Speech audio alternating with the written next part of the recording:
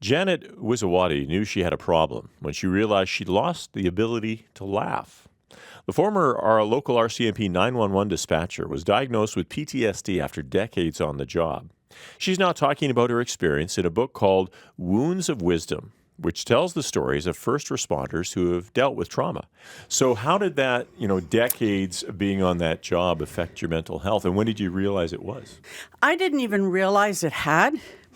And I was in a bad car accident. And I had one really dark night in which I wished I'd died in that car accident. Mm-hmm. And that's when I thought, okay, I need help. I was sent to a psychologist. That was amazing. Yeah. And my first visit with her was diagnosed me with PTSD. Right. It wasn't until I started treatment that I realized, oh, I'm not laughing anymore. We take 911 calls. We're police dispatchers. For me, and I think anybody with children, the hardest calls are with children. Yeah.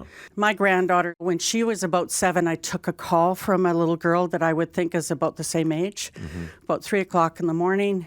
And the little girl crying, I could hear things smashing in the backyard, and the little girl saying, come help my mommy. Relating, I had a grandchild that's the same age, home in bed, comfortable. Right. And I can't even go and help that little girl, other than get the police and whatever emergency services I need to her. Right. We shove everything down, all our emotions down, because we can't do anything if we're crying with them. And what happened after this accident, I couldn't keep busy enough to keep that stuff down. And it bubbled up? It bubbled up.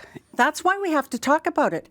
Too many people, don't recognize symptoms. And let's face it, for everyone, it can be anything. It can be alcohol. It can be gambling. It can be sex. It can be anything that is an addiction. Mm-hmm. There is no addiction without trauma.